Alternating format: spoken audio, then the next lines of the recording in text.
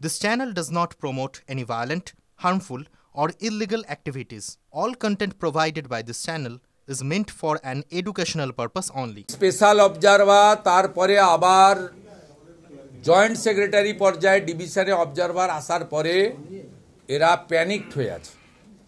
এরা সৎ নিষ্ঠাবান বিএলওদের উপর আক্রমণ করছে।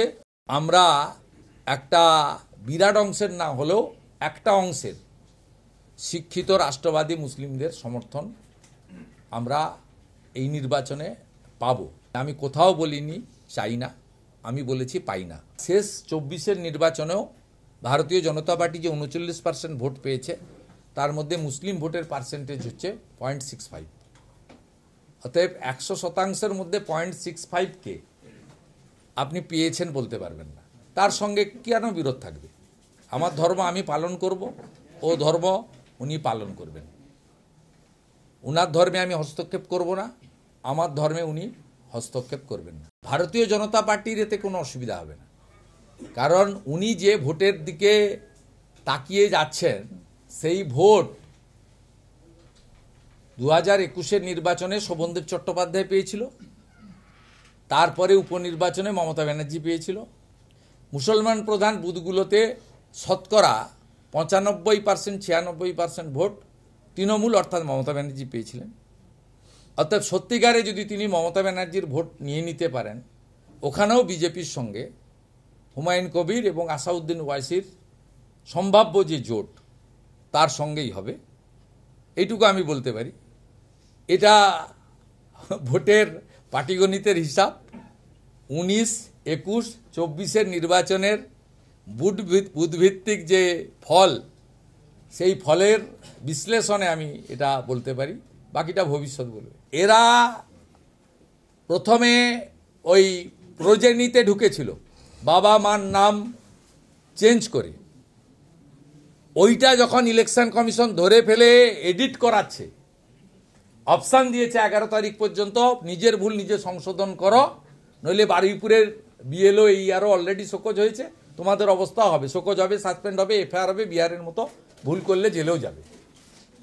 সেটা যখন ধরা পড়ে গেছে, আজকে সকালবেলা লেটেস্ট খানাকুল 2-এর ভিডিও, তিনি বিএলওদেরকে বলছেন প্রজেনিতে না করে এবারে সেলফে বাড়াও। কত 2 নম্বরই এদের, প্রতিটা ইঞ্চিতে ইঞ্চিতে। আমরা সাথে সাথে স্টেট অবজারভার, সিও এবং ইলেকশন কমিশনকে জানিয়ে দিয়েছি, এবং ভিডিও যে বিএলওদের বলেছে তারা প্রমাণ দিয়েই আমাদের জানিয়েছে। সেটা আমরা এক্ষুনি ডিসক্লোজ করছি না। আমি সতর্ক করছি, এই 1 শ্রেণীর ভিডিওকে আপনারা যে কাণ্ড কারখানা এখনও চালিয়ে যাচ্ছেন, আপনাদের কপালে কিন্তু দুঃখ আছে, আইনি পথে আপনাদের কপালে দুঃখ আছে। মোট এই সংক্রান্ত মিটিং হয়েছে 4টে। পশ্চিমবঙ্গ সরকার প্রতিনিধিত্ব করেছে 2টো মিটিংয়ে, এনাউর রহমান এবং মোহাম্মদ আহসান আলী। এবং এই 2টি মিটিংয়ে যে নোটস, মিনিটের যে রেজুলিউশন, তাতে একটা আপত্তি নেই, একটা বক্তব্য নেই। আর 2টোতে পশ্চিমবঙ্গ সরকার প্রতিনিধিত্ব পাঠাননি। আর যে 2টো মিটিংয়ে প্রতিনিধিত্ব পাঠিয়েছিলেন, সেই মিটিংয়ে তারা কোনো বক্তব্য আপত্তি নথিভুক্ত করেননি। এটা গেল এদের যে দ্বিচারিতা, ভণ্ডামি মমতা বন্দ্যোপাধ্যায়ের, এবং মুসলিম ভোট নিয়েই কার্যত উনি ক্ষমতায় আছেন। ওয়াকফ প্রপার্টি নিয়ে মিথ্যাচার করা, অথচ যেখানে বলার জায়গা সেখানে তার সরকার কোনোভাবে আপত্তি বক্তব্য নথিভুক্ত করেননি। এটা শাহজাহান করিয়েছে।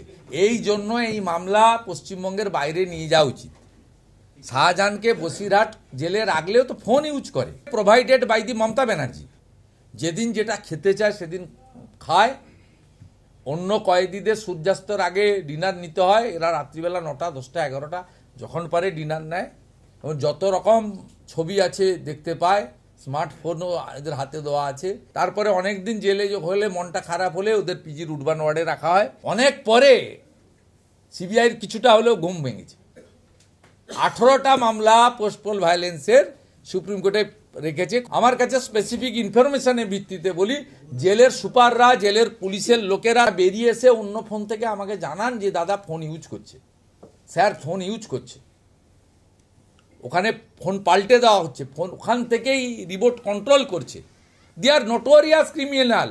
শাহজাহানকে পশ্চিমবঙ্গের জেলে রাখলে ভোলা ঘোষরা যে কোনো দিন মারা যাবে। এরা এই যে পিসি অ্যান্ড ভাইপো কোম্পানি, এরা এত পাওয়ার হ্যাঙ্কারিং, এরা যা খুশি করতে পারে। শাহজাহান করিয়েছে এবং যে ট্রাক চালিয়ে মেরেছে সে শাহজাহানের লোক এবং তার ছেলে ওয়ান অফ দি অ্যাকিউজড। সব পেয়ে গেছি, ডোন্ট ওরিট। এই জন্য এই মামলা সরানো উচিত পশ্চিমবঙ্গ থেকে। যাদের কমপ্লেনার পদ্মা সহ অন্য যারা কমপ্লেনার, তাদেরকে দিয়ে আমি তাদের অনুরোধ করব, উপদেশ দেব, দাদা হিসেবে উপদেশ দেব যে তারা মামলা সরানোর জন্য অন্য স্টেটে সুপ্রিম কোর্টে যাওয়া উচিত।